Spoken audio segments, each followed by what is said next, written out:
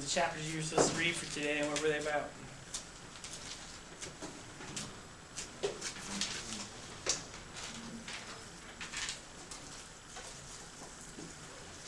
Yes, in the back. This would be Connie that wanted to take some time off from work or like leave early to give her kid with a doctor to get shots.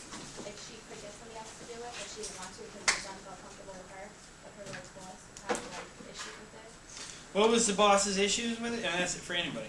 What was the boss's issue? He had some specific complaints. I got the pages marked. Yes. She was leaving work early to do it. And what did he? Was he using her gender to sort of blame? Was there gender elements going on that were increasing his blame?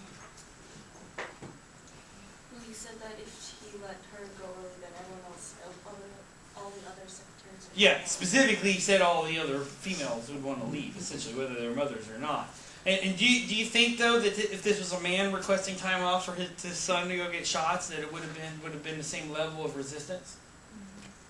And maybe it would have, maybe it wouldn't have. I think you're right to some extent. I doubt it. And also, do you think if this was an executive or an engineer instead of a secretary, that this would have taken place the way it did? So not only is gender a big element here, but gender and class. Remember when I showed you that divorce video, where they had the people that to prevent newly divorced people from falling into welfare, or to prevent them from getting divorced, they engaged in this counseling that was run by the state. It was essentially a welfare program. Most places don't have stuff like that. So if you're poor and you have a family, and your family, for example, if you have a child that has Down syndrome or autism, you are at the mercy of your work whether or not they want to give you off. Or else again, remember I told you about the gun in your face. Oh, you can choose to leave work early, but I'm pulling the trigger in your face. And I think most people inherently know this. You'll know this more for some of you, the young people in here, when you go out and get a job. If you get fired from one job, especially a professional job, what are your prospects now for the future in that career, in that career line? It's almost nothing. I mean, unfortunately, there's a lot of mediocrity in academia, and there's people who should not be in it. I teach 6 classes every semester for the past 3 semesters, and I still publish papers. There are people who barely teach 2 classes and don't publish. And the problem is they're on a tenure track position. And those of you who don't know, in academia you get 5 years to get tenure.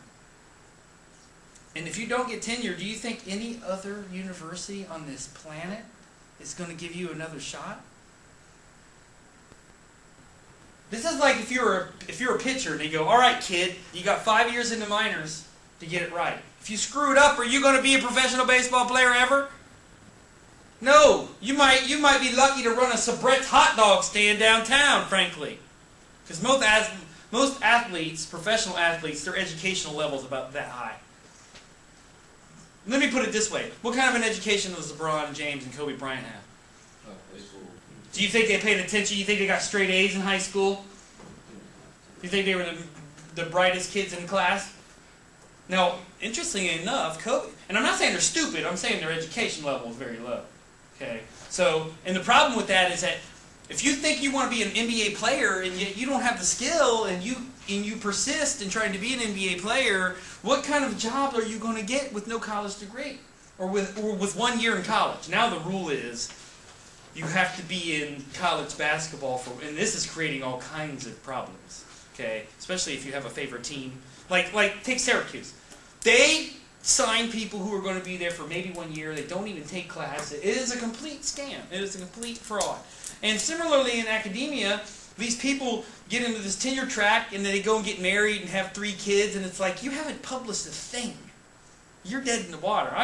On some levels, as far as I'm concerned, because I'm a very competitive person, good. I hope these morons keep doing this stuff. Because I'll eat their breakfast, lunch, and dinner, and I'll be living in their house by 5 o'clock at night.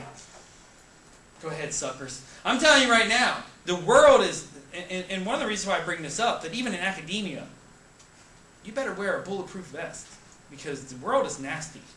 And if anybody, and I love Some people will just come at you with a knife. Other people will be like, hey, buddy, and then pull the knife out, stab you in the back, or sleep with your husband or wife or something. The business world is vicious and nasty, and it makes the public world vicious and nasty too. And I think it can, there's enough stress in this world anyway, but on top of all the everyday stress, now you have to deal with the fact that you don't know if you can trust people at work. You don't know if they're secretly harboring a resentment towards you. If you say something, if someone is secretly harboring, trying to get rid of you, and you criticize your boss, guess where that criticism is going to go? Straight to your boss. It reminds me on Any Given Sunday, if you've ever seen this movie, who was Jamie Foxx's character, who was the new quarterback. He was like the Tebow quarterback. And he started complaining about the defense. And so LL Cool J's character, who couldn't stand him, went over to Lawrence Taylor's character, who was the head of the defense. He goes, hey man, the quarterback's over there saying that the defense can get a few more stops and blah, blah. And so he goes and he chops his car in half. Lawrence Taylor took a chainsaw and cut his SUV in half because he said that about it. Okay? And he's lucky he only got that. You run your mouth at work around the wrong people, it's over. I mean, people have done things so devious as to plant drugs on other people and stuff like that. Okay? And I think I mentioned this before, one guy who was running a pizza place across the street from another guy took a bag of rats and went to the bathroom of the pizza restaurant and stuck them up in the ceiling. I think I mentioned this before as well. At Colorado, I think it was Colorado College or something like that. It wasn't even a Division 1A school. These two people were competing to be the punter. Those of you who know football, what's the level of the social status and salary of a punter? The water boy gets more respect. Okay, seriously. Seriously! Unless you're like Weatherford or one of these people or whatever. Some of them can pin the ball down and stuff like that. But regardless, this guy lost the punting position on this pathetic, nobody little college, and the other guy went and stabbed him. Over a punting position. So imagine what people are willing to do for a $500,000 a year salary. It is nasty. Hopefully by reading this book you're going to get an idea of what can happen in the workplace. Hopefully one of my goals here is so you can anticipate some of these things occurring. Especially if you're a woman. Or I would say the reverse. There's a lot of nursing students at this school. What gender do you think gets hostility in the nursing industry?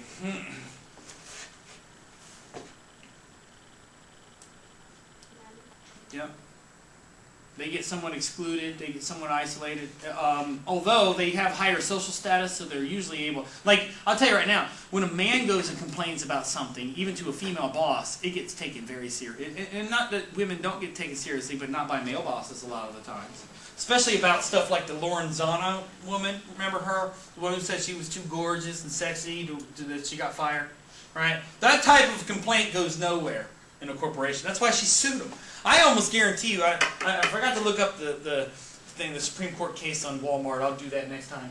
But I almost guarantee you that, I think it was Citibank, I almost guarantee you they settled this out of court. Do you think Citibank, who already has been besmirched because of all the nonsense they did in the housing market, do you think they want, on top of that they fired somebody for being too sexy? I mean, that's dumb.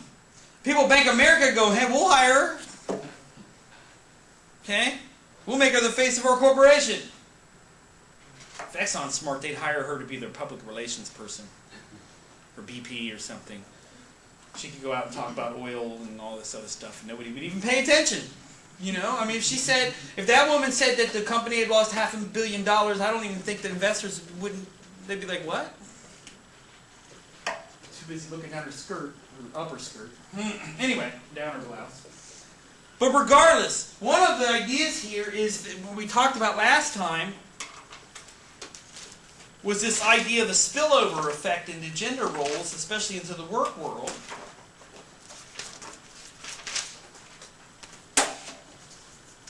So you have this idea, let me get my marker And I'll send you the link for this. Actually, you're going to have to go through the site. You know what I will do? I'm going to download this text because it's a PDF and you have to go through the school. So you have to be on a school computer. I'll upload this on the Lions Den. Oh, by the way, second test is up on Lions Den. Make sure to look over it. It's about the time bind, basically. And I think, did I put the institutions in there? I'll look over it again. But make sure to look over the test and come in with questions about the test. I may just have you answer 2 of the 3 questions. I'll have to read over it again because I'm trying to remember. I think the first question was similar to a question I asked you on the first test, and I don't want to overlap it. But anyway, regardless. So I'll probably just have you answer this, questions 2 and 3, but again, I will update that as soon as I'm done with the class here. But it is up there, and make sure to look over it and ask questions on Tuesday. Hopefully, if everybody does the reading and everybody keeps up on the reading, instead of a final exam, we will have a series of quizzes. Okay, for the last 8 or so classes. Yes? Did you mention when the next test is due? This second test is due on the 3rd, which is the Tuesday. And this is going to be a problem because some of you think that, like, look, vacation is not an excuse to miss class. Just like being hungover is not an excuse to miss class. And don't come in here and don't email me on Tuesday that you got plans to go to Hawaii. You think I don't want to go to Hawaii? People, you get paid to be here. You're paying to be here. You should have more of a reason to be here. If I paid for karate lessons, I'm not skipping them. It's like buying a season pass to Six Flags and never going. What's the point of that? Anyway, so make sure you're here that day. It's the day before we take off for Easter break. We don't have class on the 5th. Also, on the 24th, we get the day off for Founders Day. So maybe I'll send them some flowers or something. That'd be nice. And I only teach here on Tuesday, so I get the whole day off. I never get a full day off. I always have to do something. Anyway, and I don't even have a family. That should tell people something. Okay? I don't even get... I get maybe... Like, during the weekends, I might get 6 hours off. Other than that, I have to constantly work. I'm grading papers, I'm designing lectures, I'm reading books, I'm writing articles, dealing with the stupid people on my committee. Mediocrities. We talk about people who don't deserve their position. I mean, there's morons. This is what I love about most positions. Tell me if you guys think this is weird. As you get older, what happens to your production at work? What happens to your salary? That's all I got to say about capitalism right now. I mean, I've said enough about it, but that right there is the stupidity of the lifetime. That makes me want to snap the entire economic system in half over my knee and grind it into dust. I mean, that is the stupid. You should give young people more money so they have an incentive to work harder. And besides, do older people already own their home? Yeah. Most of the time? You know, they usually have less debt on some level. They are saving for retirement, but they paid into a pension plan. So who needs money more, young people or older people? Young people who are starting out. And I'm not saying you need to pay a starting stockbroker $10 million a year, but $20,000 a year, $30,000, I mean, that's absolutely unacceptable. You know? And if you've ever worked at, anybody here do elementary education or anything like that? Any of you have ever been to observe schools, these high schools and middle schools? Do you realize that some of these people who they teach like that guy on Ben Stein on Ferris Bueller? I mean, they're the worst teachers on earth, and yet they get paid $150,000, and you can't fire them. At least in a corporation, you can fire people. Now, having said that, there is issues. You talk about the hostile workplace. One of the reasons why that occurs, where older people who most of them do absolutely nothing when they go to work. And like CEOs are the worst. How many people have seen Undercover Boss? Isn't that the worst display of who runs these companies? These people can't tie their shoes. They can't make subs at Subway. I mean, my God, you own Subway, or you own the stocks, or did you see? Anybody see the one on Hooters? Yeah, that was horrendous. If we have time on Tuesday or Thursday, I will show you at least part of some of these to show this hostile. If we have time today, we'll do it. To show these hostile workplaces and just the stupidity of the management. There was a guy on Roto-Rooter who designed this color-coded system to send trucks, like everybody knows Roto-Rooter's like a plumber, they're national known. If you call them, they have trucks in their trucks are on the road constantly, like taxi cabs, and they call them quickly. You know, because look, when your tub is overflowing with sewage, I don't think you want to wait 3 hours or 2 days for somebody to come by. But he designed this color-coded system to see when a truck is going to a job, when it's not, when it just finished. And he was colorblind. And he couldn't work the system. The one guy who was the CEO of Subway couldn't even keep up with the pace of work. And what worst of all, do these CEOs really learn anything significant? Or let me put it another way. Do they change their policies in any significant way? Like one of the things they universally find on these undercover boss jobs is that the salaries are what for the people? Yeah, insufficient.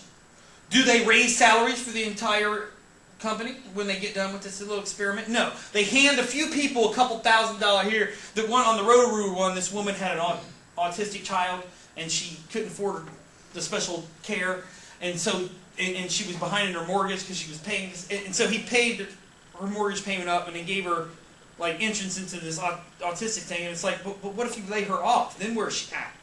Okay. And on, you know, and it's just, you know, you've said, and then the rest of the company, which there's thousands of people who work at Roto-Rooter, are looking at these 7 people who got special treatment, like, what the hell is that about? I would quit, or I would sue a company over that. You give somebody $20,000 just because they were on this TV show, and you don't give me anything, and my condition's even worse than this woman's?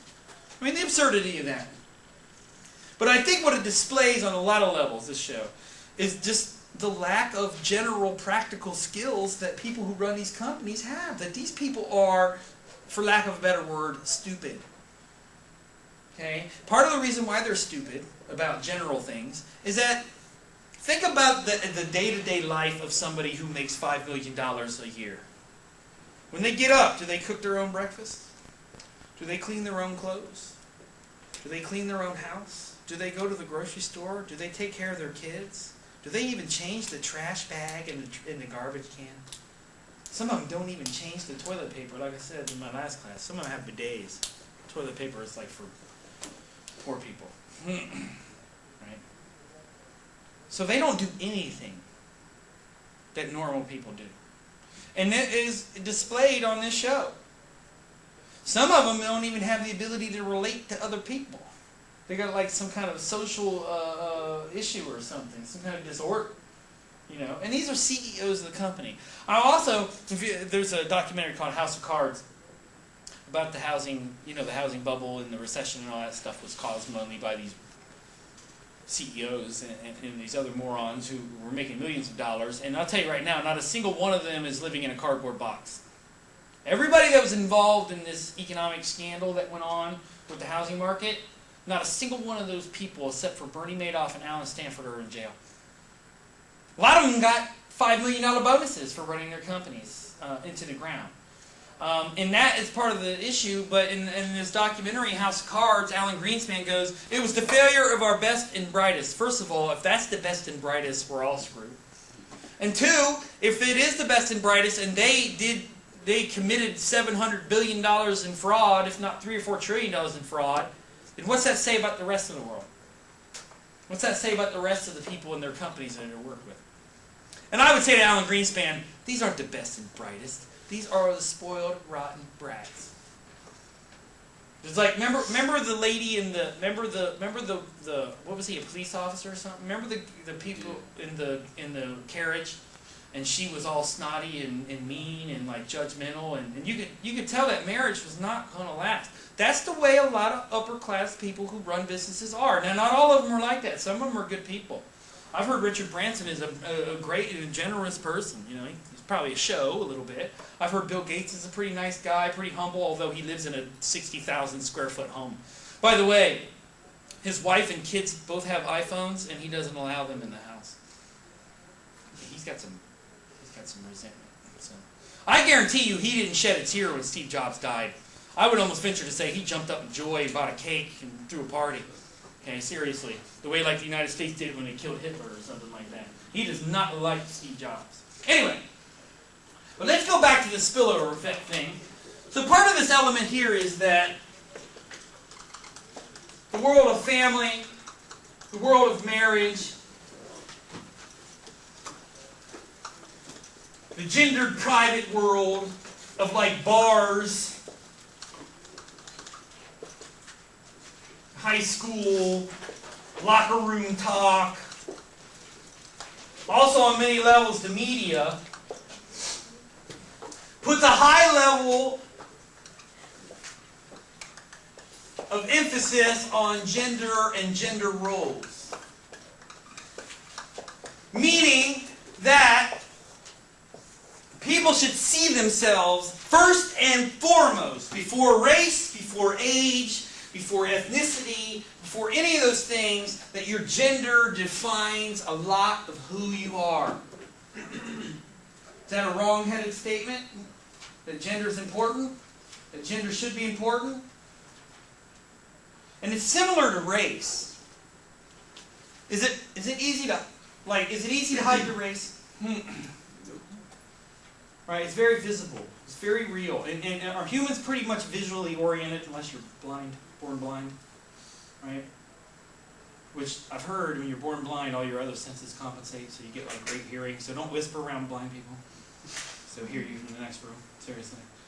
They can smell you too. Blind people can smell people come in the room. They can differentiate stuff. But in general, are human beings, do they guide their behavior by vision? So when you get in your car, you blindfold yourself and you drive by smell? When you pick out clothes at the store, you do it by texture, by how it feels alone? So humans are very visually oriented, aren't they? That actually is a phenomenon we call lookism, which is exacerbated by the media. It explains why Lorenzana had issues at Citibank, doesn't it?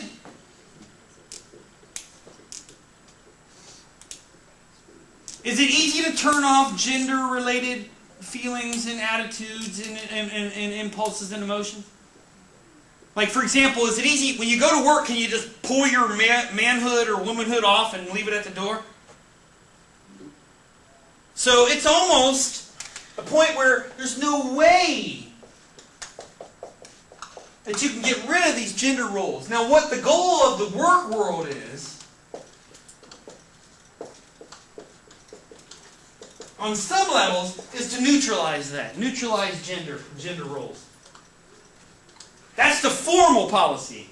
The informal reality, though, is that gender matters in the workplace and people make judgments on gender. Okay? So this is, if the way to put it would be, this is the ideal state. The real state is the workplace is genderized. Okay?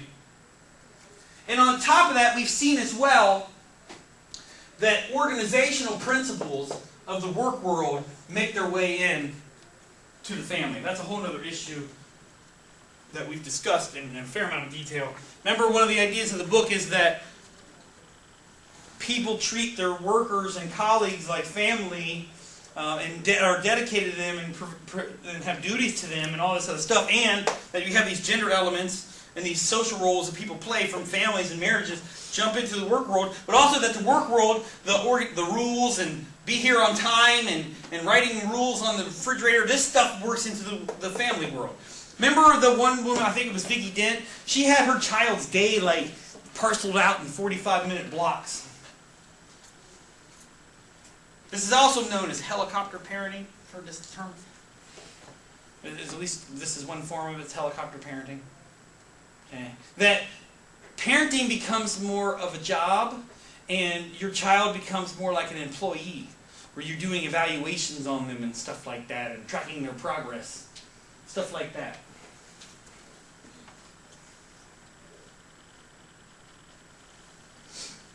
So to go to the piece here about gender spillover effect, so the main thing we want to look at is how these gender rules, like, and the stereotypes surrounding them.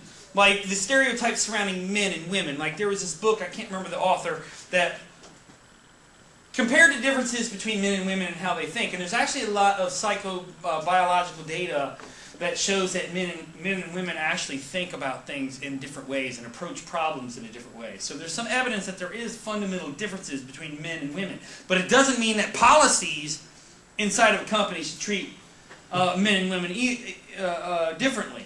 And certainly the men in the company feel that the family-friendly policies favor who?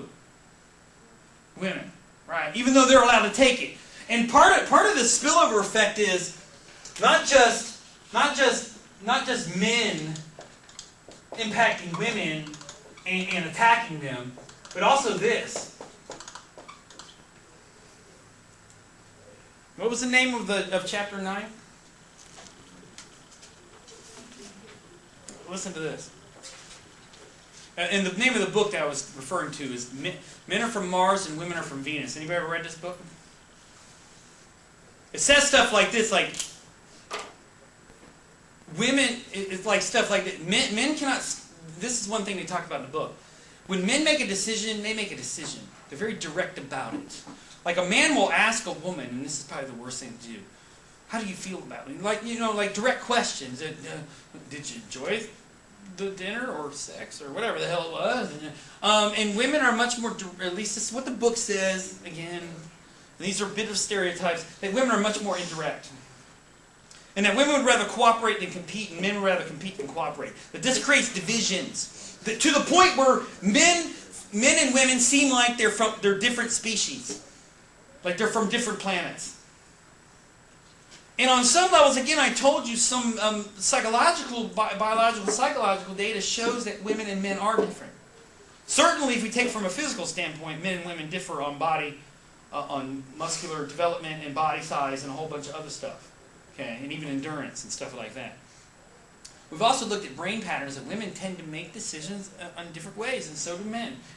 But it doesn't mean that some men aren't like women and women aren't like men. So there is overlap here. But in general, and the other problem is here, is what we have is, if you take something like a biological characteristic, let's take the idea that men are very direct. Then we reward men in the culture. So here's the biological underpinning of a male behavior, like sexual obsession. Or whatever the hell it is, direct behavior or forceful, attitude or at work or something like that. Then it gets rewarded by the culture, and it exacerbates it. So if men have a tendency towards violence, and the society elevates violence and rewards it, what are men going to do? Not only that, they're going to elevate it. That's why we went from boxing to UFC. What's more brutal, boxing or UFC? Let me put it this way. How much do you get if you win the heavyweight title in UFC? What do you get probably? How much money? And endorsements and in prize money. What do you think you get? You get a lot. I mean, it's not the World Series of Poker, remember the 12? That's what I love. Some out-of-shape person who probably on drugs or an alcoholic or just a degenerate that sits in a chair and hides his eyes in sunglasses in a dark casino for 3 days can win $12 million, and somebody who works their whole life at a Ford plant can't afford to retire. That drives people nuts. That's postmodernism right there to some extent. But the UFC, let me put it another way. If you're the UFC champion, are you a badass? Are people afraid of you? When you walk down the street, are people like, hey man, it's whatever. Name one of the guys. Wasn't there one named Chuck or something like that? Yeah. If you're that dude and you're the current heavyweight champion, don't people know who you are? Men do. You think you're buying drinks at a bar? You think women aren't crawling all over you? I mean, so there are benefits. So what men see is, and then on top of that, take this. Do wimpy guys get a lot of attention, positive attention by society? Is Bill Gates considered to be a tough guy? Do people respect it? If he didn't have money, do you think anybody would listen to what Bill Gates has to say? Do you think any woman would listen to him or touch him? That's why I always laugh at these politicians like Newt Gingrich. Ain't nobody trying to... It's like what Chris Rock said. Ain't nobody trying to sleep with you, Newt Gingrich. Okay? So violence gets rewarded. And just like that, and similarly, other types of male behavior like aggressiveness or directness or overtness get rewarded and then get incorporated into the workforce. And with this men-on-men thing, men police their own, like women police their own gender. Like, look, as a gender, you get pressure from both sides. And I'll tell you right now, and I think most women know this, and men are catching on to this. Women sometimes wear clothing solely to impress or to upset other women.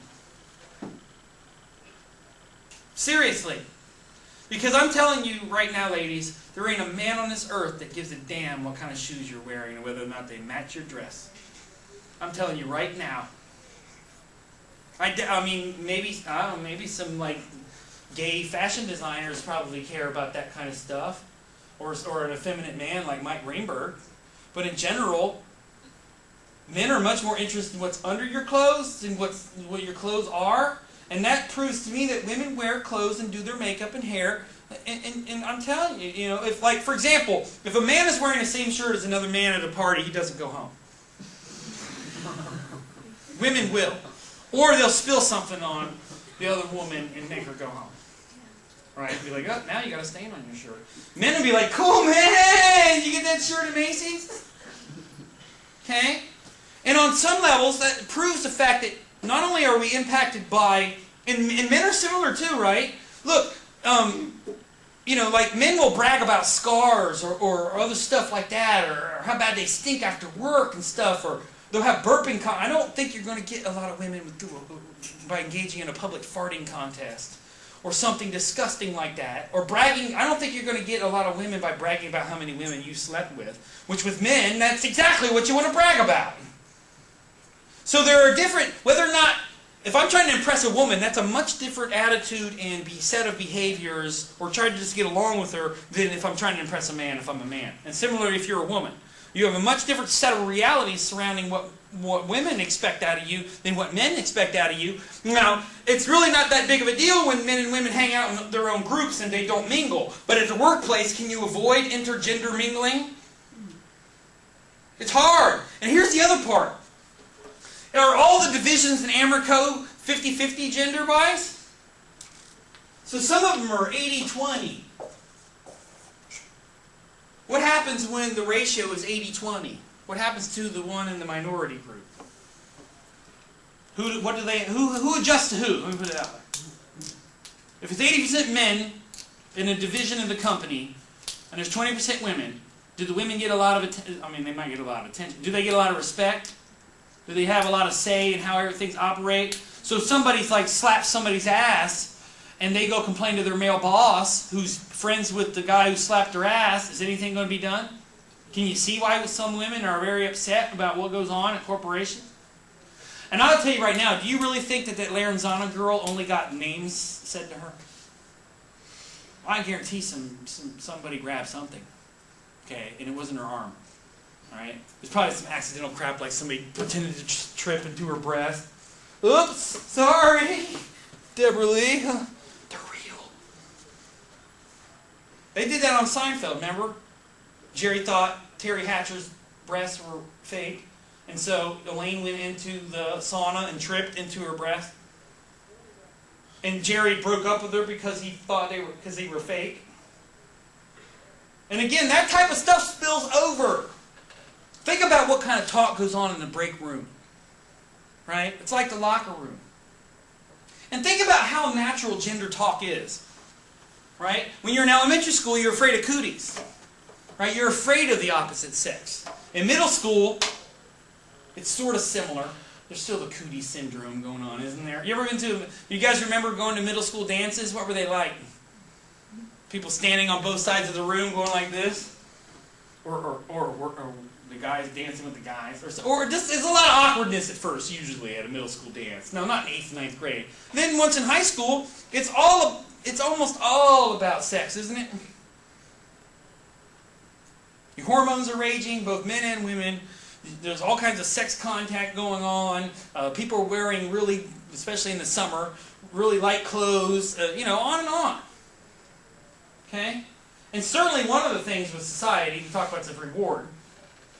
Alright? Humans have a biological drive for sex. Does society rewards at least men for having lots of sex? And for being sexualized? And on top of it, if you're an American and you don't care about sex, are you gonna have a lot of friends and connect with a lot of people? If you're a virgin, what's the reaction in the United States versus a place like Saudi Arabia? Like shocked. Yeah, the 40-year-old virgin is a comedy in this country, not a tragedy. Or not a drama like it would be in Saudi Arabia. It'd be a drama. That's what that would be. Or it would just be a celebration of virginity, okay? Starring the Jonas Brothers.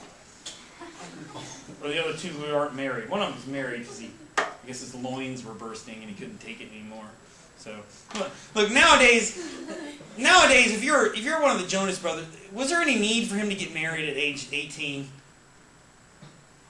What do most marriages end in usually after about 7 or 8 years? So you got to ask yourself, why did this guy get married? Okay, because he couldn't take it no more. Okay, seriously, why? How many 18-year-olds you know get married unless somebody's pregnant? Unless they're really in love. Seriously, think about it. Although some people do. My mom was actually married at 16 because my dad got drafted in Vietnam.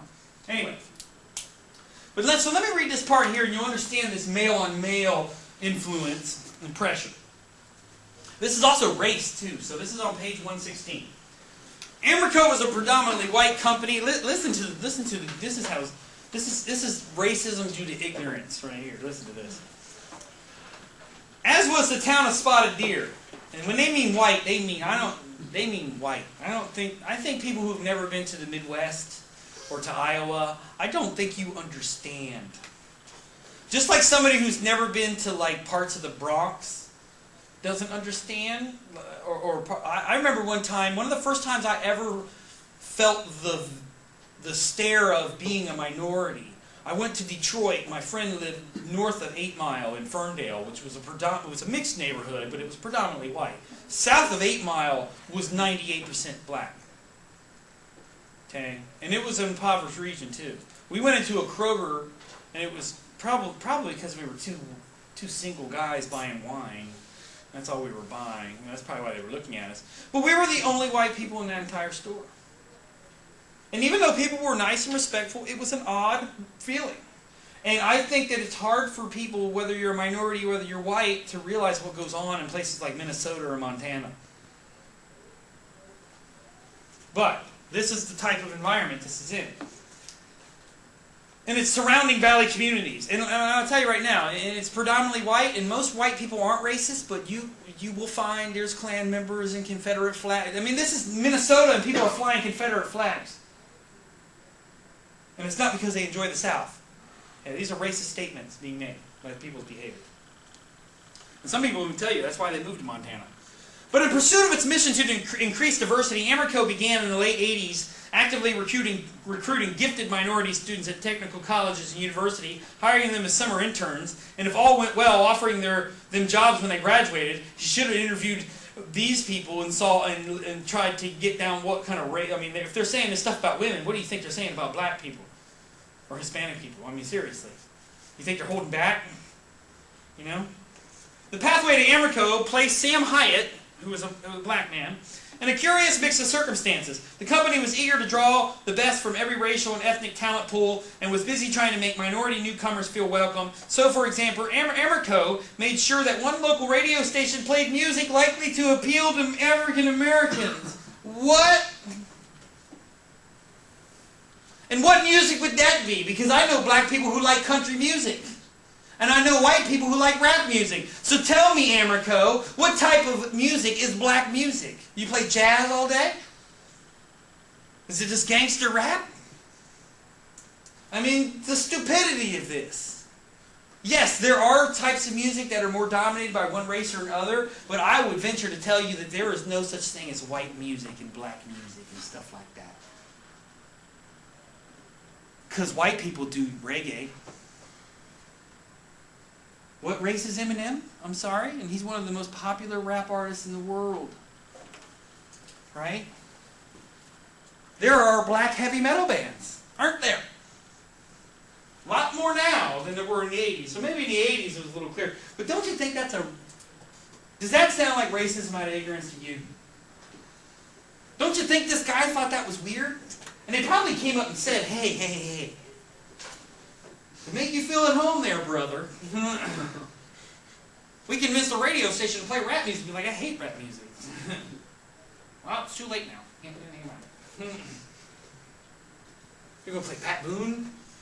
I mean, the ridiculousness of that statement. Now, again, I told you, yes, there are hip-hop music and rap music is dominated by African-American artists. But again, and jazz music is too. Okay? But heavy metal music is dominated by white people. But it doesn't make it white music. Because I know white people who can't stand heavy metal music. Okay? My dad's from West Virginia. What kind of music do you think he listens to? Take a guess. What would the stereotype say? He hates country music. He went, here tell you my dad's background. He went to a Sir Mix-a-Lot concert and jumped into a pit and got an album. Like they were throwing records and stuff. Explain that. If you saw my dad, there's no way you would think he went and saw Sir Mix-a-Lot. The guy who sang Baby's Got Back. Isn't that the guy who the song he sang? Right? So, the ridiculousness of that, right? I mean, and again, they were trying to make this guy feel comfortable, but I think they probably insulted him, don't you think?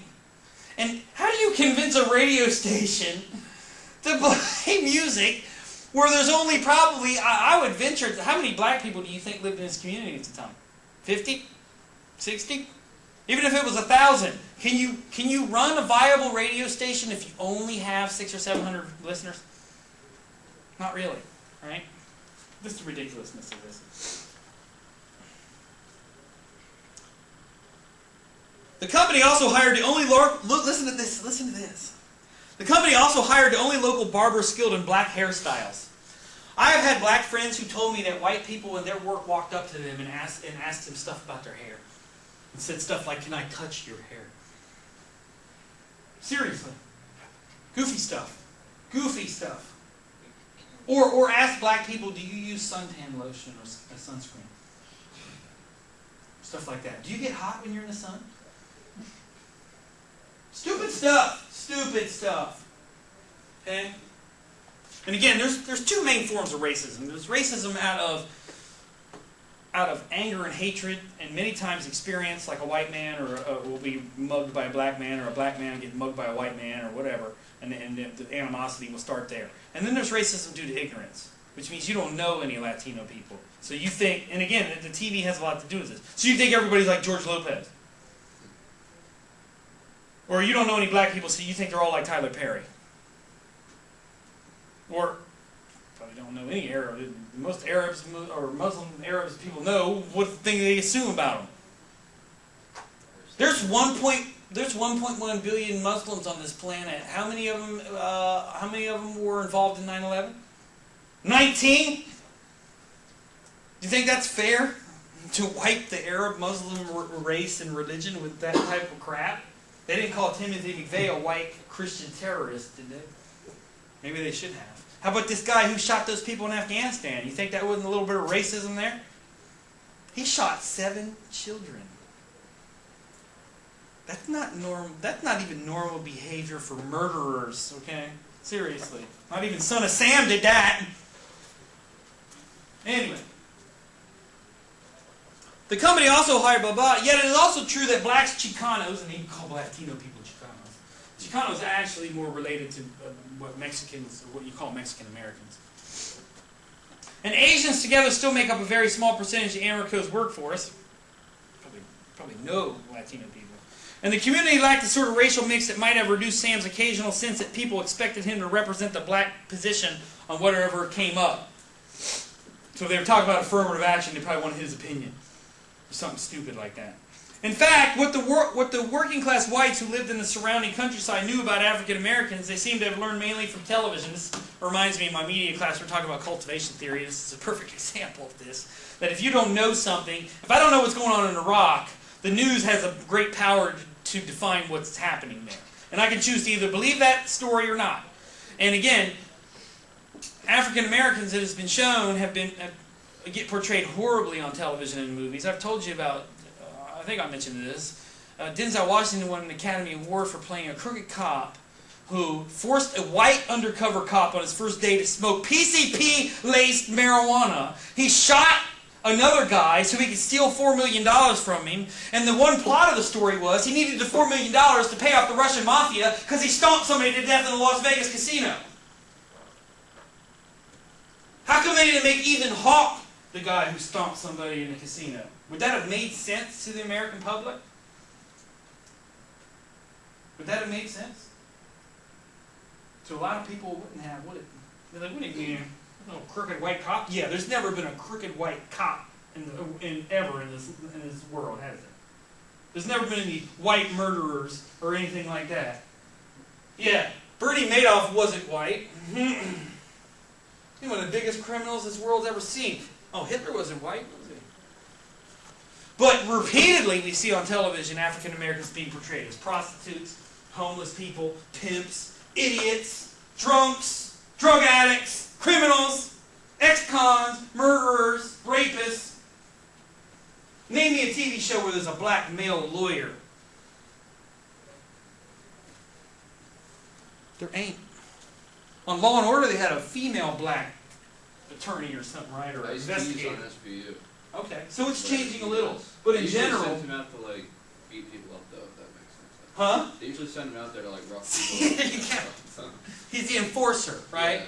The big black guy who's going to beat people up, right? Like a bodyguard or a bouncer at a bar. Like they send him out to like do all the dirty work for the dude. Who's a white dude who kind of just tells him what to do. Right, and if you try, you're never going to see a black guy play a nerdy accountant, are you? Or an accountant at all, or even, that's why I told you with the Cosby Show. That was groundbreaking. It seems simple now. It seems big deal. It's a black family where the wife is the mother is a lawyer and the father is a doctor. None of them have been to jail, and none of their kids are on drugs. That was an enormous shift in the way African Americans were portrayed.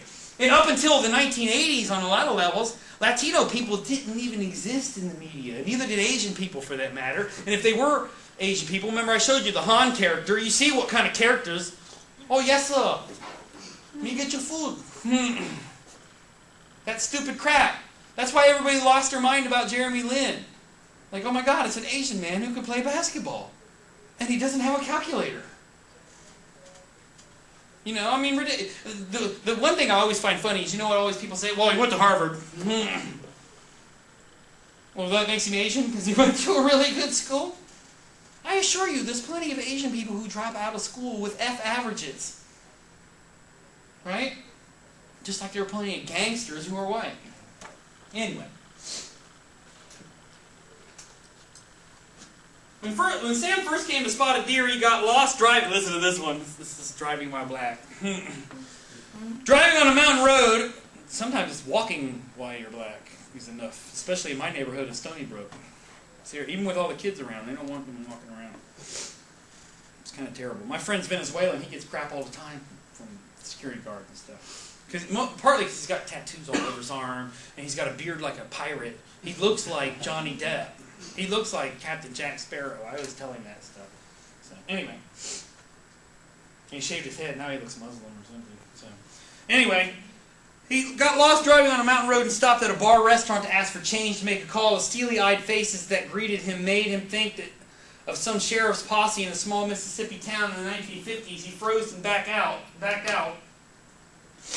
And I doubt, do you think they gave him change? You think they even said one word to this guy? Probably almost put their hoods on. Anyway. That only had happened to him once to impress him with a sense of vulnerability as a black man in his white valley. Still, at Amerco and at home, life was good. So it worked. Things were going well. With a flourishing career and a loving wife and a new house, Sam happily prepared for the birth of their first child. I guarantee you the police followed this guy around. Probably did a pretty extensive background check on him. Like, you don't smoke crack, do you?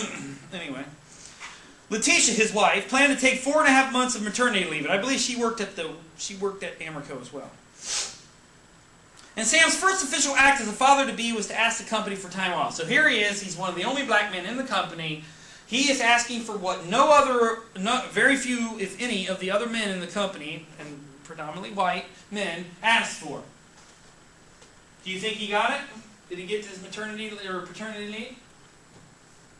Did he get it? You guys remember? Did he get the paternity leave? He did. Why do you think his white boss made sure that the black guy at the plant got paternity leave? Huh? Maybe he was like afraid. Fear. That certainly was part of it. They thought, oh my gosh, if we tell this guy he can't take time off, he'll probably complain to the Equal Opportunity Employment Commission. Or something. And I doubt Amerco wants this in the headlines. Local company denies black man time off to take care of his children. Does that look good? You might as well spill oil in the Gulf of Mexico. And frankly, get off better than that. Seriously. I'm telling you, if you're a company, you do not...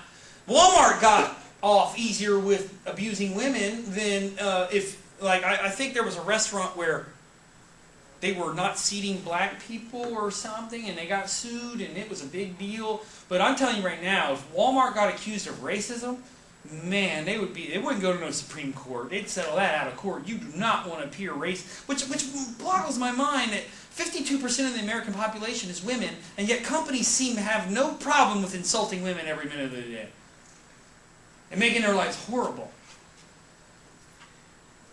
Anyway. So he goes in, he says, 2 months before Letitia was due, I approached my supervisor somewhat unsure about how he would respond. Amerco had just published a paternity leave policy in 1988. When I got my hands on it, I didn't realize that I was the first to use it. I'm not sure if I'm still the only one. I filled out the form and took it to my supervisor. We get along really well. I wonder if he's the one who got the radio station changed. I'm not uptight with him generally, but for some reason I was this time. He sensed my nervousness and said, don't worry about this, it's great. Yeah, I doubt that's what he would say to any other man who came in here.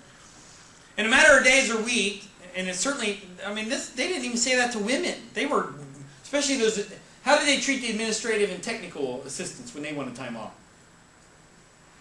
They did everything they could to send a signal to these women that this is inappropriate. And also that, look, first of all, you're a woman at a male-dominated company, and two, you are a lower-level employee, so keep your mouth shut. If you're the janitor, you don't go in demanding paternity leave. Or you're the secretary. You don't do that kind of stuff. Just like you don't tell the boss that he's stupid, or something like that. You don't do these types of things. Like, here's one of the definitions of power. I was watching The Big Bang Theory the other day. Sheldon went to court for a traffic ticket. And he told the judge exactly what everybody was thinking, that you are at the kiddie table of your profession. That, look, let me put it this way. Do you think judges go to law school so they can sit in traffic court? Who do you think they put in traffic court? Yeah, they're crappy judges. And so he just told this guy the absolute truth. Look, you are an idiot, and you are not listening to my argument. And so the guy demanded that he apologize to him. Was Sheldon's character wrong to tell this guy that? Was he wrong in a realistic sense, not wrong in a social sense? Was he factually wrong that this guy was a loser? No, he was absolutely right. But when you're powerful, you can get people to apologize for stuff when you do things wrong. This is the thing that drives people crazy. How does it feel to have to apologize for something when you know you're right? What's that feel like? Huh? Is that a good feeling inside? That is like somebody telling you to get down on the floor and lick their boots, isn't it? Get down, and always they do it in front of people too. You better apologize for that, right? And so Sheldon didn't apologize, and he threw him in jail. And then when he realized he had to use the toilet in front of everybody, he apologized. He's a freak like that. Anyway. In a matter of days or a week, it was signed by my manager. The form acted as an agreement that I could take leave without pay for 2 weeks. Sam was doing well at work. His supervisor's professional development report noted that he continuously met and usually exceeded his customers' requirements, and that he was doing a superior job as a department supervisor. After a short time in the position, when his wife was just about to have the baby, Sam noted I was working on a big project to design, fabricate, and test equipment, and it was time to install it, a difficult time to be away from work, but my father had missed my birth and then my boyhood. And maybe that's why I wanted to be there for my own child from the beginning. After 8 hours at the hospital, that's about average labor, but that's still nasty. Look, it bothers me when I get a stomach ache for an hour. I can't imagine what 8 hours of labor is. Anyway. Sam greeted a squalling 8-pound baby boy, wrapped him in a blue blanket. See where the gender stuff starts? Right there, doesn't it? You know that in the 1800s, do you know what color they used to do for boys? You know what the color they used to designate a boy? Pink. They'd wrap boys in pink. I'm not lying to you either. Look it up. Just like in the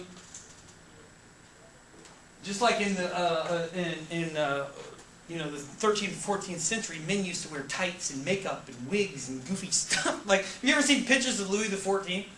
He looks like a woman. I mean, it's absurd. But this starts very early on with the blue and the pink. And do you buy your newborn son Barbie dolls to play with? No, you buy him guns and tanks and construction equipment and maybe even a little calculator or something, like a pretend little accounting thing, or a business suitcase or something like that. As he nursed his wife back to health, he cared for the house and spent hours attuning himself to this new small being who they named Adam. I love that. When 2 weeks later he returned to his 9-hour days, he encountered a wide variety of reactions. Listen to this. To the women at the office, I was a great hero. So remember, we told the intergender interaction is different. And women view things differently than men, both in a cultural sense and at work. I was a great hero. Sam cooks. Sam does laundry. This should tell men how much that women are starving for men to actually behave like equal partners in a marriage. Sam takes paternity leave, but most of the guys I'm not close to ignored it. They all knew, but they acted as if they weren't supposed to know, like it was some kind of sick secret. They were thinking, where were you on vacation? My close friends teased me. It must have been fun. What did you do? Did you change diapers? Come on, it must have been a great time. You sat around and watched TV. They thought I was using this time as an excuse to get away. They saw Sam's paternity leave as time when he was not working but relaxing and goofing off. They didn't link paternity leave to paternity. Sam faced a choice. He could let the playful jabs about catching up on the soaps go and accept the obvious implications. Why would he want to do that? Who dominates the workforce at this company? So if Sam stood up and said, you know what, you're all of us jerks, you male chauvinistic pigs, what do you think would happen to his ability to get promoted or get a raise? And not only that, not only would there be formal realities, what the hell is up with this thing? Not only would there be formal penalties, but do you think anybody wants to be his friend? The girl, probably. What is wrong with this? It's gotta be a computer too. That box.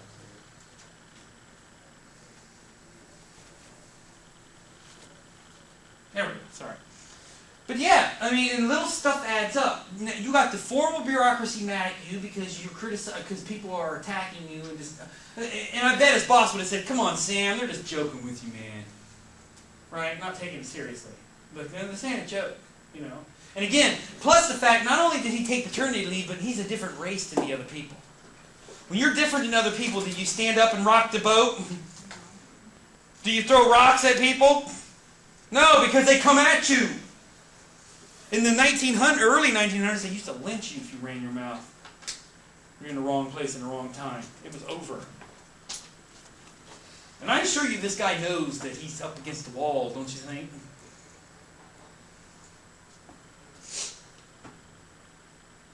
That's because women give birth to babies. Babies are a woman's thing, that men have no role at or around birth, so paternity leave is unnecessary or silly.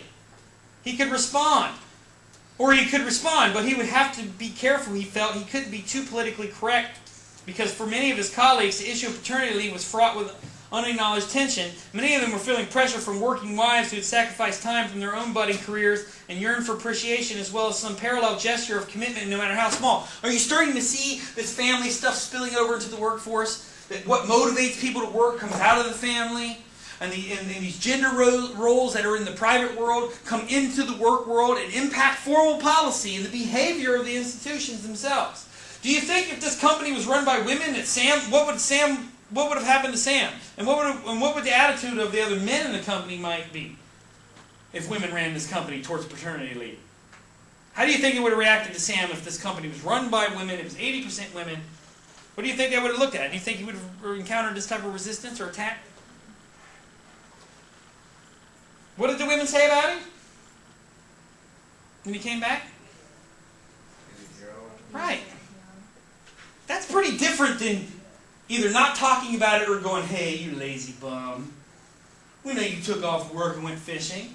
Like that attitude, the different attitude, that is night and day. That's why that guy, I hope you know the guy who wrote the book Men Are From Mars and Women Are From Venus. That guy lives in a gigantic mansion on top of a hill. He's got enough money for an army. Okay? That's how popular, and the reason why I make that point is not to say he has an army, but to show you how interested and important gender roles are. That book sold because people were fascinated by the subject, because people perceive that men and women do make very different decisions and see things in a very different light.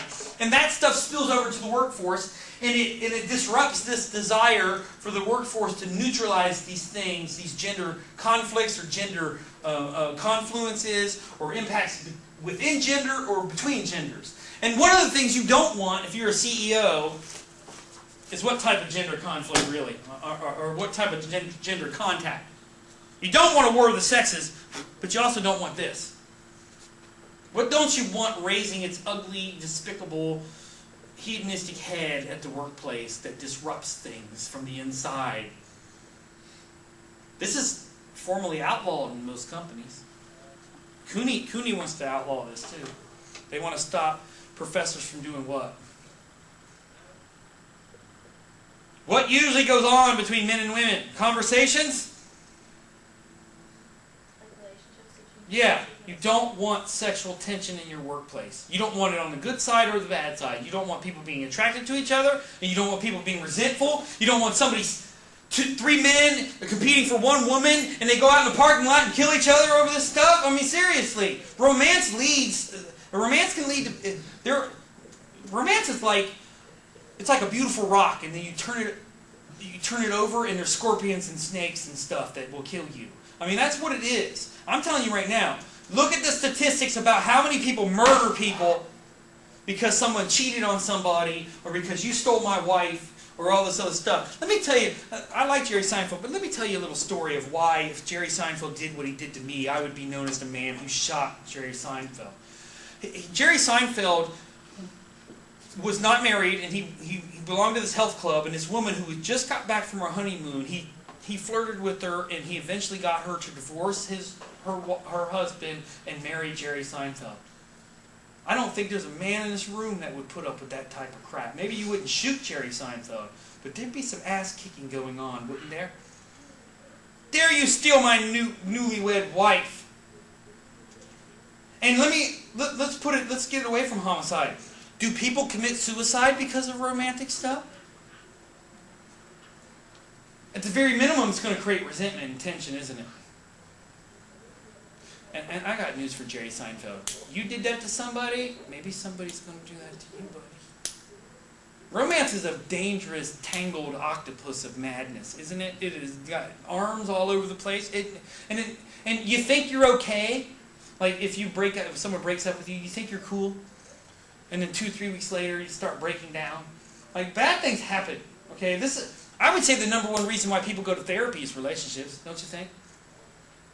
It's either that or their parents, right? It's the Freudian, tell me about your father. Did he beat you? Then maybe he should have beaten you. Anyway. So let's talk a little bit about the spillover effect, and then if we have time, I'll show a little bit of this undercover boss thing. So this is a general theory, and you don't need, I'm not asking you to read this whole article. I think the first part is pretty good here.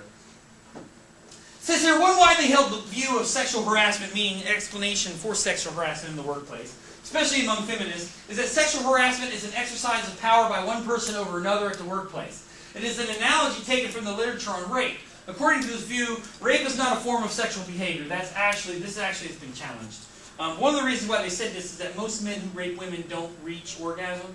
And I would say that doesn't necessarily mean it isn't about sex. It is about sex. It's about sexual power, though. Because I've seen interviews with serial rapists who say that one of the guys they interviewed said he would go to the bar and wait for a woman to kind of like ignore him, and then follow her outside, and then break in her house and rape her. So that is about sex, and it's about being rejected and stuff like that. So they're a little bit off on that one, but they are right. There's certainly a power play. Okay? It is a form of power behavior. The extension that sexual harassment is a form of power, not sexual interest, undoubtedly has much merit.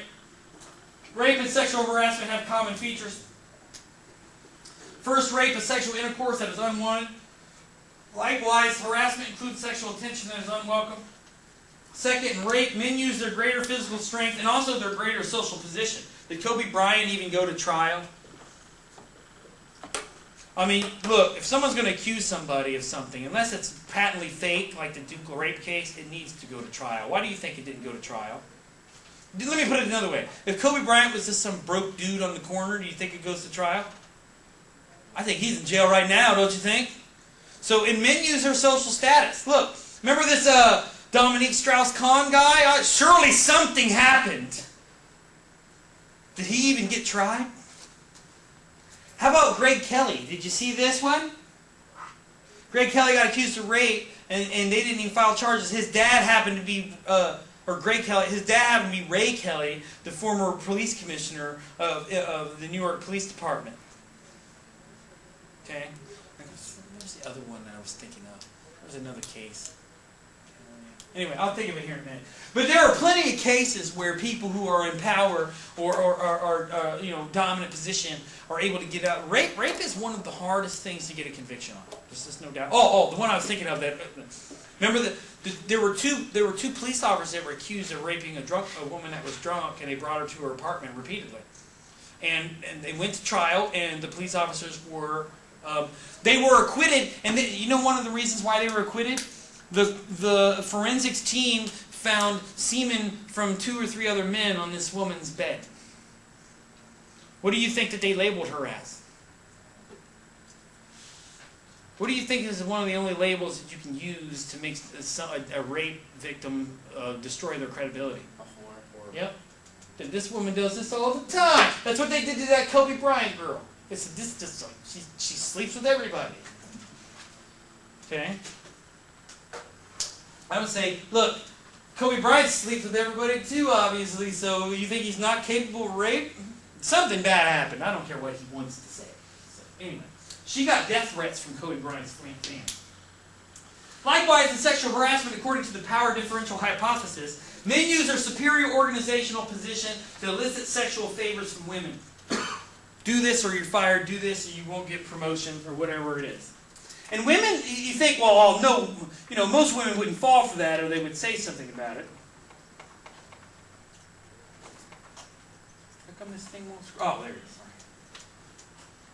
But I'm telling you, what's part of the problem with sexual harassment at work? Who's the boss usually?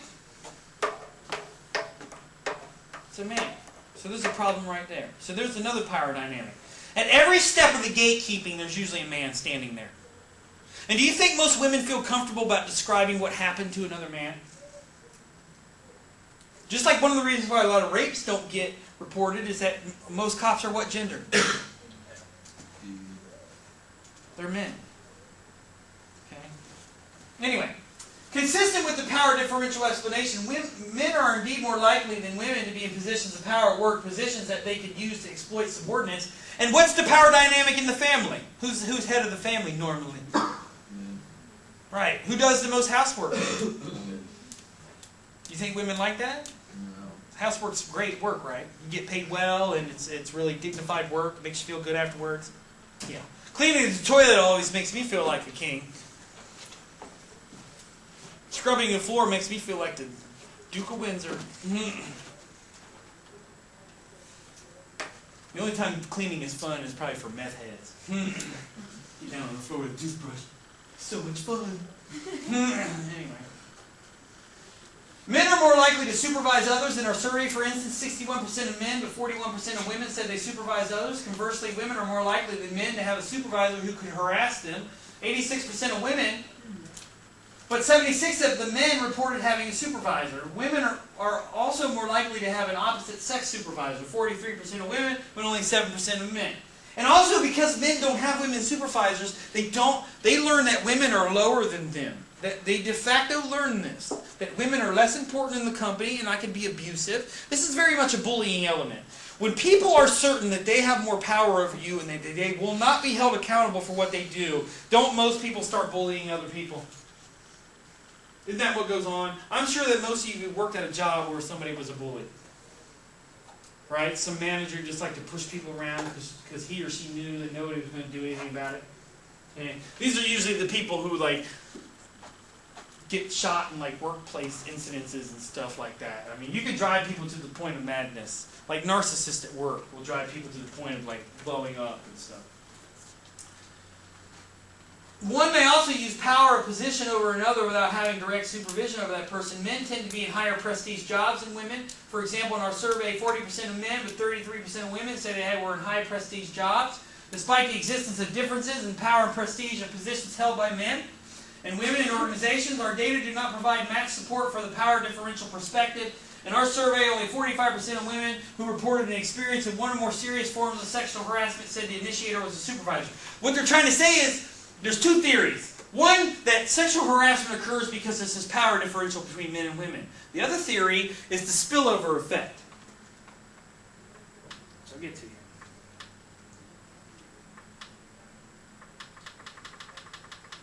And this is what they're saying is, what they found out in their study was, it seems like the spillover theory is more appropriate here, that the reason why women get harassed at work is because they're seen as sexual objects and objects of manipulation and weakness in the household, out in public, in the media, at schools, when people are growing up, or in bars, or, look, don't you think most men watch pornography?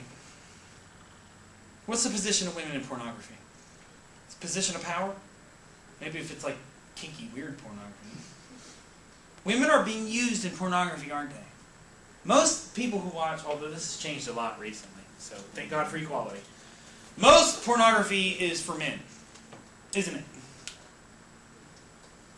Some of you are looking at me like, no, I'm not going to admit that I look, I've seen the statistics. 85% of people have already seen a porno by the time they're 14 years old.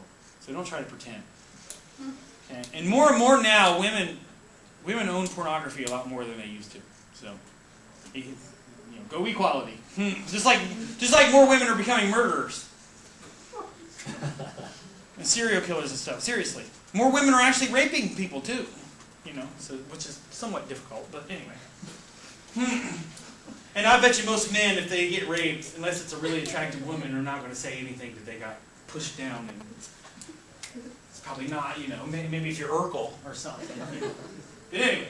But this idea here that the spillover effect comes from the real world and enters into the workplace. It says, of the characteristics of the work environment just mentioned, the power differential perspective acknowledges the hierarchical nature of work environments to the relative neglect of other factors that could contribute to sexual harassment. Our focus will be on work roles, a set of expectations associated with the tasks to be accomplished.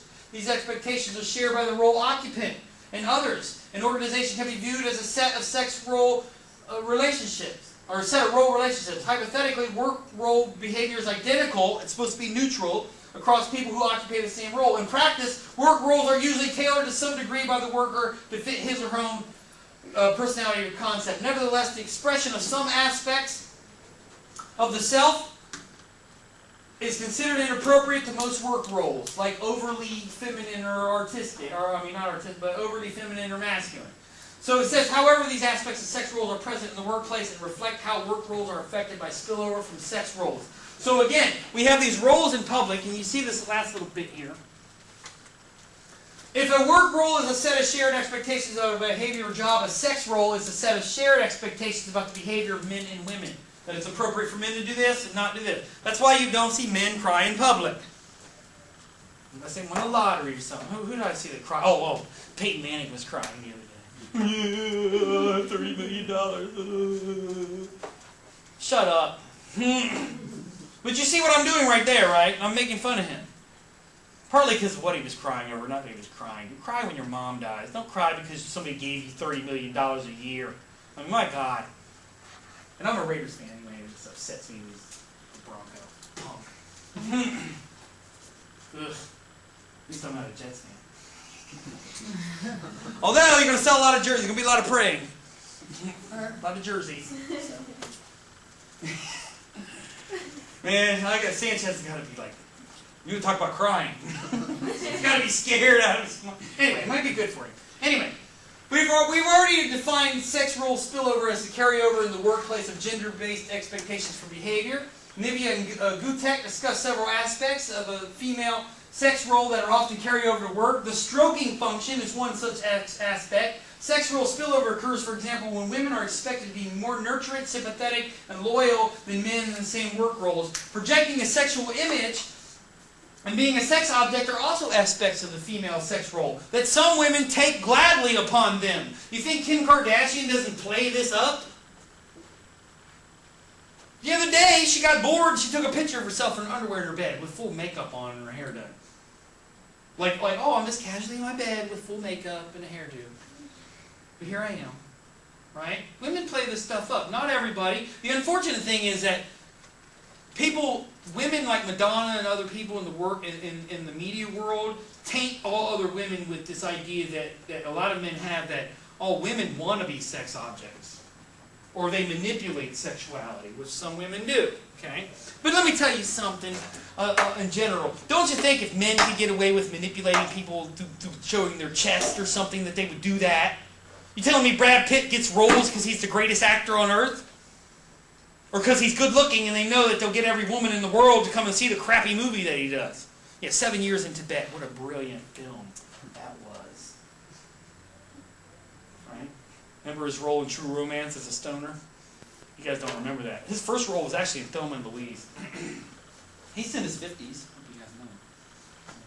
I hope I looked that good when I was 15. I hope I looked that good when I was 18. Anyway, it doesn't happen. Anyway. So even though women are primarily the sex object, men are somewhat still to that extent, but men like objectifying women instead of the other way around.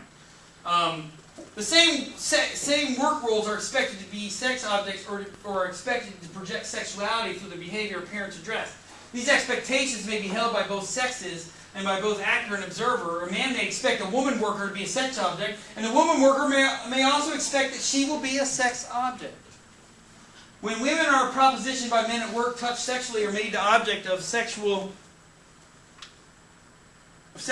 comments or gestures, this is an indication of a spillover of sexual expectations and behavior into the workforce. When a woman behaves in a seductive manner or a man behaves in a sexually aggressive manner at work, that is also an indication of such sex role spillover.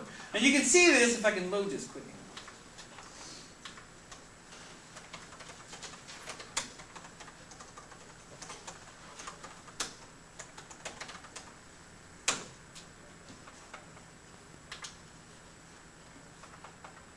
So this dude here is a manager at Hooters, and he was trying to decide which one of these girls to let off, and look at the uniforms.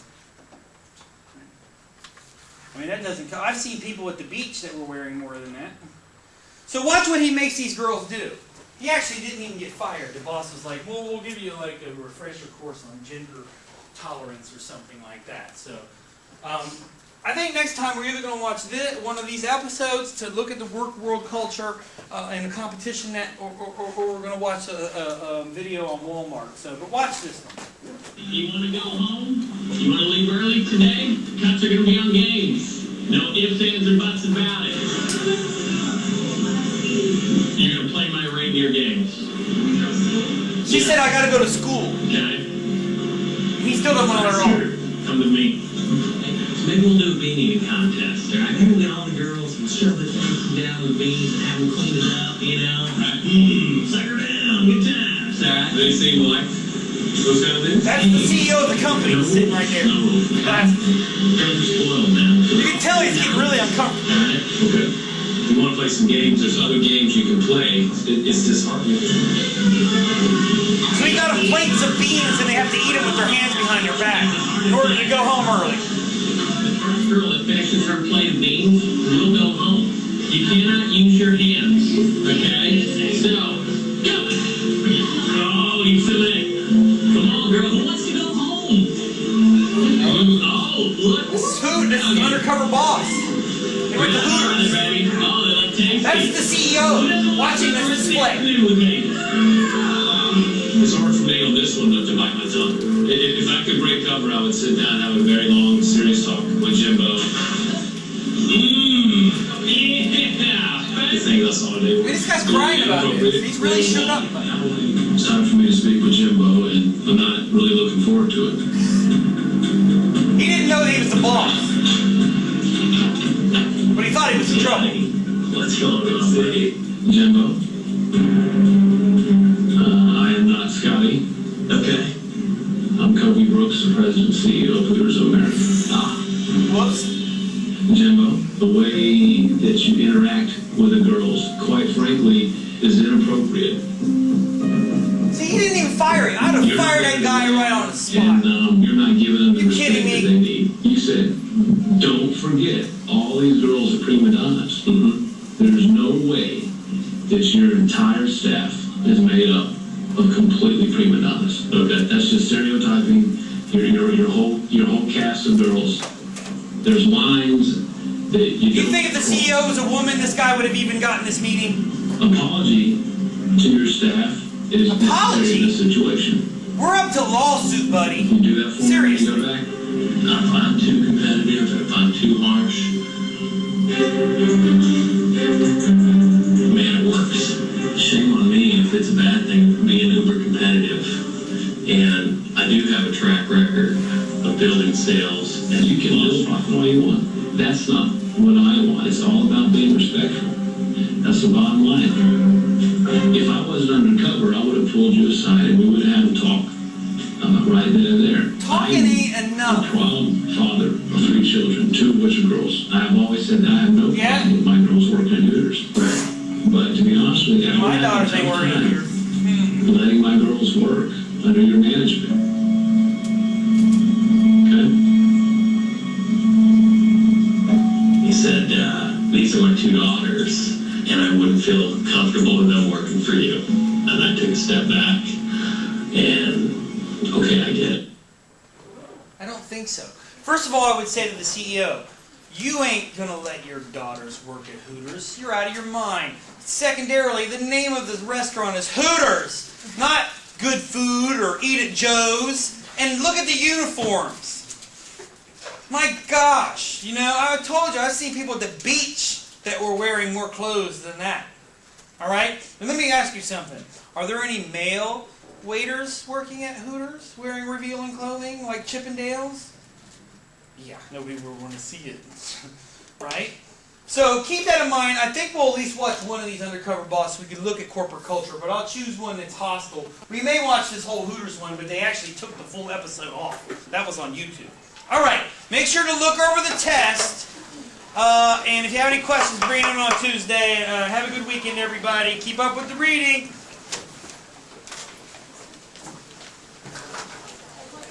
Out of rueful laughter, and people are laughing about this instead of being horrified. This sounds like it should be a support meeting. Hi, I'm a workaholic, and I haven't talked to my children in 3 weeks. I mean, that's what this should be. But it's a joke. This is alcoholics sitting around in the bar going, yeah, I woke up in a pile of my own vomit and I almost drowned. Oh man, I want to party with that guy. I fell off a hotel balcony last week and broke my back. Well, you're still in the bar though. It's like spring break or something. Parking lots told a similar story. Here's the George Seinfeld, or the Seinfeld thing, George and Seinfeld thing. About a workaholic company culture, the executive lot began filling around 7 a.m. and thinned out only slowly after 5 p.m. Even on the 4th of July, the one day of the year other than Christmas when one might most expect Amerco employees to be off duty, there was a sprinkling of cars and vans in the parking lot around the central administration engineering buildings. Their windows rolled partway down as if their owners were saying, I won't be long. Better not put their dog in a car. It'll be long dead before they come back. A man in shorts, a row of pens in his short pocket, walked in rapid, long strides toward his office. Another was just leaving, briefcase in hand. A third with a child in tow. To Bill, long hours did not seem imposed from on high. Instead, in his view, the corporation simply attracted people ready to attune themselves to company needs. So, in the final analysis, this is the last point I'll make for today, Bill thinks that people voluntarily do this, that the company attracts workaholics. Is that really what's going on? Or is that people are just so afraid that they're willing to do anything to keep their job? All right, we'll start next time. We'll talk a little bit less about the book, but I do want to talk about some of the, we'll show you some more specific examples about corporate culture. I'll show you some stuff from Google, Enron, and then we'll watch some Office episodes of sharing. In one Amerco survey, only 1/3 of top-level female employees who belong to what is called the A payroll thought part-time was of great value. The percentage of women favoring part-time rose as pay levels went down. 45% of B payroll, lower-level managers and professionals, and administrative women who provide clerical support thought part-time was of great value. Thus, those who earned more money were less interested in part-time work than those who earned less. Few men at any level express interest in part-time work. Now, down at the bottom, the last thing I'll mention. In a 1995 national study, 48% of American working women and 61% of men claimed they would still want to work even if they had enough money to live as comfortably as you would like. Doesn't that say it right there? What to deny?